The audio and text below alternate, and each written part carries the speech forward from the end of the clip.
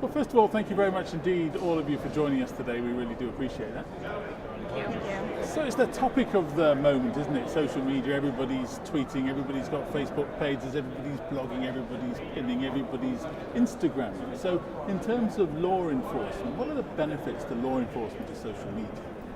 I think there are several benefits for law enforcement. One of the main ones is the ability to control the message about what the police department's doing. A lot of times we send out press releases about good things that the police department's done, a great arrest, but it doesn't see any press. Nobody really knows about it. And so you can put the things on throughout your social media channels that really promote what you're doing at your police department. And how does it go down at a local level? How does the community actually receive your social media messages? Well, sure, they're liking us on Facebook, following us on Twitter, and those sorts of things. And so when we put that information out there, they're receiving it, and then we're getting feedback from them, and a lot of good positive comments, which reinforces the great work the police departments are doing. But it's not completely straightforward, is it? What are some of the barriers to social media for law enforcement? Well, I think some barriers from a law enforcement's perspective is the fact that not having enough staff or time to get engaged on social media. In addition, I think there's just a mystery about social media from the law enforcement perspective. They don't really understand what it's all about. And I think the third big barrier is the fact that a lot of chief executives and command staffs really don't support the idea of the department getting involved in social media, and so it's very difficult for the department to do so without that support. But the IACP is fully behind this, isn't it? IACP very actively supports the use of social media in law enforcement. We have a center for social media. We provide a lot of support and resources to help law enforcement use social media across every spectrum of law enforcement, from criminal investigations to vetting and recruitment to community outreach and engagement. It's really a very important tool today for modern law enforcement. A lot of the conversations around this conference have been about engaging the community in kind of all ways, shape and form. It would have seemed to me that in the 21st century, this is a way that law enforcement has got to communicate, right? Certainly, we want to engage personally on social media, and law enforcement is looking to do the exact same thing through social media. It's a way to reach out to your constituents, to your public, and create a one-on-one relationship that you wouldn't have been able to do with the resources you had prior. It's a way to really multiply your resources and gain the trust of the public.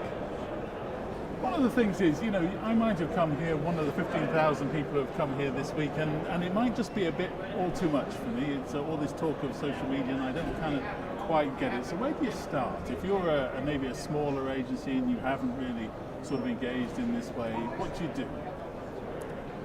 Well, I think one of the things you can do is really identify kind of what social media platforms are being used in your community.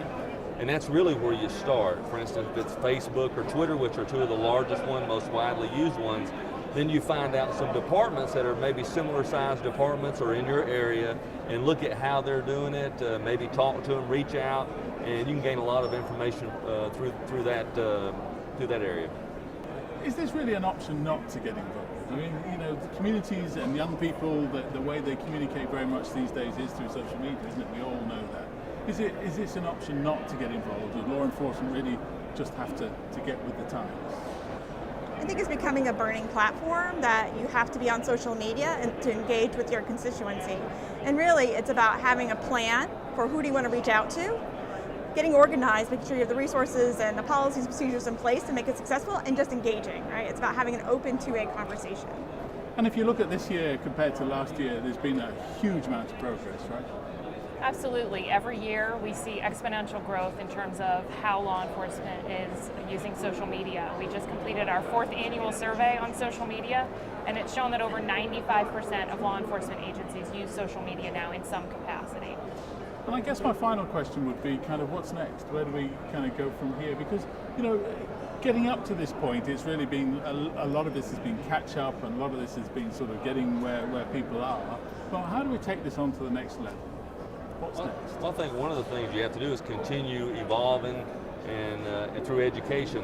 As Nancy said, 90-something% of agencies are using it, but are they using it effectively? Right. You know, are they just creating a Twitter account but posting once in a month or something? So you want to make sure that they're doing that, and that's why the IACP is so valuable in all the classes that they're offering here on social media, on a wide variety of social media topics that are advantageous to everybody, so they can keep growing and learning how to use the tools effectively. Because this is like any form of communications, right? Isn't it? It's two-way, isn't it? And you've got to get out there and you've got to do it properly. Exactly. Well, thank you all very much indeed for joining us today. We really appreciate that. So thank you for taking the time. Thank You're you. welcome. Thank you. Talking about social media, don't forget to get in touch with us. So you can tweet us questions or any feedback you might have on the program. So let's go and have a look at the work now. Johnson County Sheriff's Department in Kansas, who are big leaders in this field.